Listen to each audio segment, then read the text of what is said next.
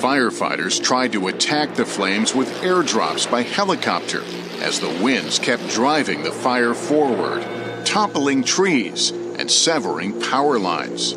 The only thing I heard above that wind was the power lines popping. By 6:30 p.m. on Tuesday, the Palisades fire had already burned more than 1,200 acres and forced the evacuation of thousands. We were here not too long ago. California Governor Gavin Newsom declared a state of emergency. It's incredibly important that we heed the warnings, the calls, that we're not out of the woods by any stretch of the imagination. The governor was right. Just as he and his team were speaking, another fire had broken out in Altadena, a small foothill community to the east of the Palisades. Officials would name it the Eaton Fire, after a canyon near its origin. Which is your house? Yeah, this is our house. Backyard's on fire. I'm out of here. That new fire blew up rapidly in the darkness, expanding its scale, forcing the evacuation of this assisted living facility.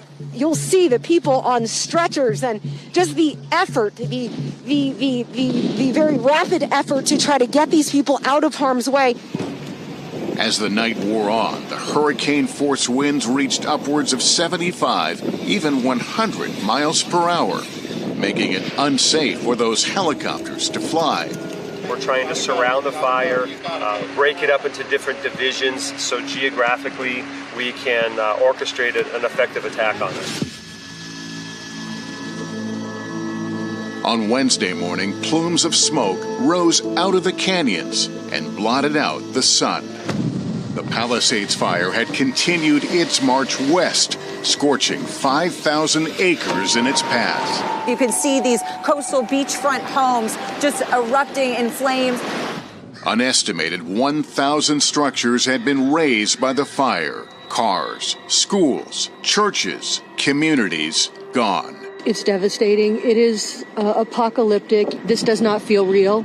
Good morning. Thank you. At a morning press conference, the Los Angeles County Fire Chief Anthony Marrone didn't mince his words. The fire is growing. We have no percentage of containment. And 40 miles away, there were the first reports of deaths from that Eaton fire. Unfortunately, we have 2 reported fatalities. Tens of thousands of people remained under mandatory evacuation orders. And yet we found people returning to see what the fire had spared and what it had not. Is this your home? Yes. I'm so sorry. How long were you here? My entire life. Yeah, I'm kind of in shock right now. Just watching this house burn down here, too. Armed with garden hoses and buckets, people whose homes were miraculously untouched threw water onto smoldering roofs and yards. In Altadena, KNBC reporter Michelle Vallis watched the neighbors rush to help a man hold back the flames, the monster winds fueling a sudden roll of fire. These neighbors desperately try to keep their home from catching fire. And then rescue came. Here they come! We're gonna help you! More than 7,000 firefighters and emergency personnel had been deployed across the region since the fires began, saving who and what they could. Fighting walls of fire, often on foot, and sometimes running low on water. Out of every fire hydrant you've seen, what have you found? Right now, we're finding most of them are down or low pressure. Help was on the way.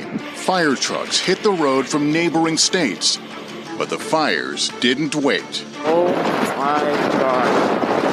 Runyon Canyon is on fire. A new fire took hold in the Hollywood Hills. Officials dubbed it the Sunset Fire and ordered people to evacuate. There was panic and gridlock on Sunset Boulevard as the fire pressed close to the Hollywood Bowl. And then a sound of hope people didn't know they'd been waiting for. Choppers in the air. Here, at least the winds had died down, giving firefighters a fighting chance. In fact, as the sun rose Thursday over Los Angeles, the winds remained calmer. CAL FIRE's Chief Brent Pasqua. So this morning is a night and day difference from the last 2 days. I believe if it stays like this, we can actually turn a corner on these fires. Firefighters were making significant headway on the Sunset Fire in the Hollywood Hills, and officials lifted evacuation orders there. As they gathered with reporters, they revealed how much had been lost so far in places like Altadena.